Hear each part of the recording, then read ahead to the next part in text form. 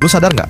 Kita dipaksa sekolah 12 tahun, bangun subuh, pulang sore, lanjut kuliah sampai stres dan ngabisin ratusan juta. Tapi nggak ada satupun hari di mana kita diajarin gimana cara kerja uang. Ini konyol banget. Menurut lu ini kebetulan? Nggak mungkin.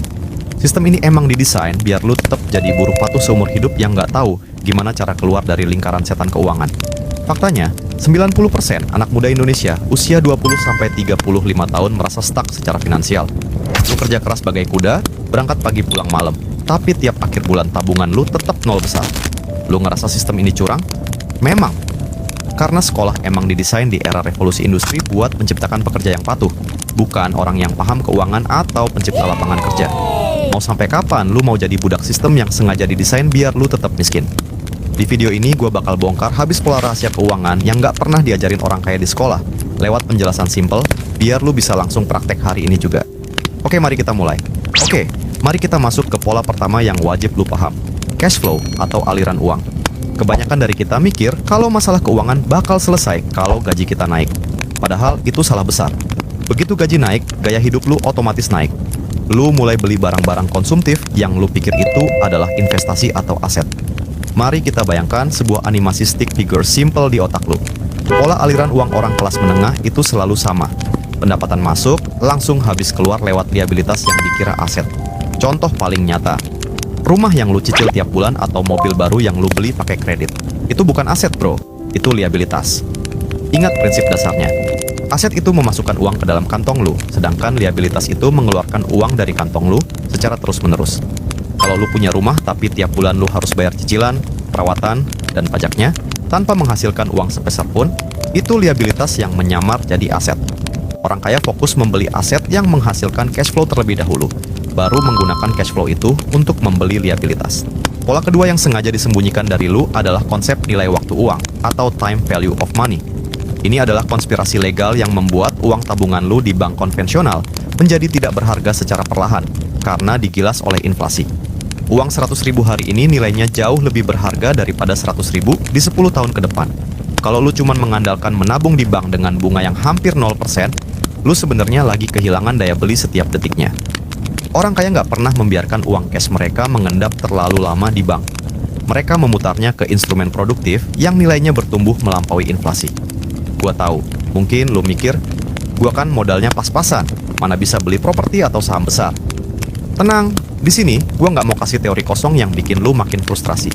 Kita bakal bahas langkah konkret yang bisa lu jalankan mulai detik ini juga untuk merubah kondisi finansial lu.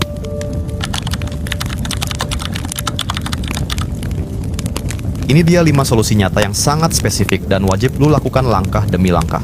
Solusi pertama, naikkan pendapatan aktif terarah. Jangan cuma fokus menghemat pengeluaran kecil.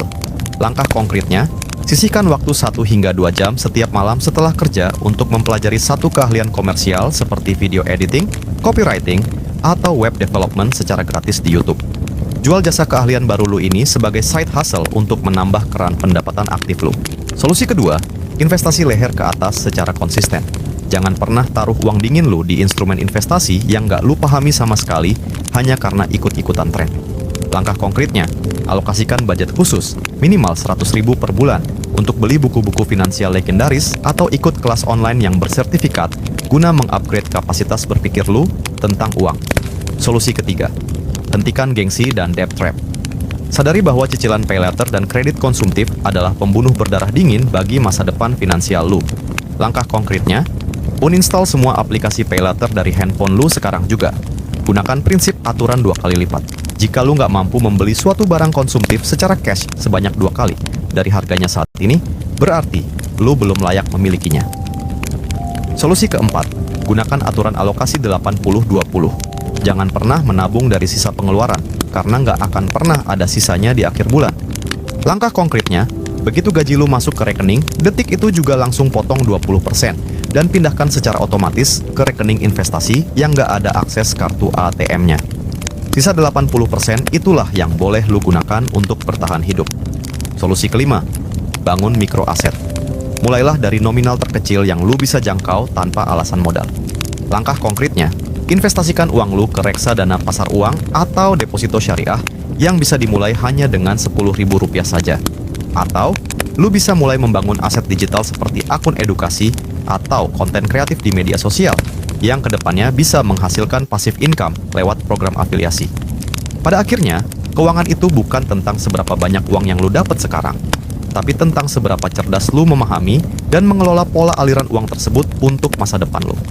Gue pengen perjalanan finansial lu bener-bener berubah mulai hari ini setelah lu paham pola rahasia ini. Jangan biarkan ilmu ini berhenti di lu begitu saja.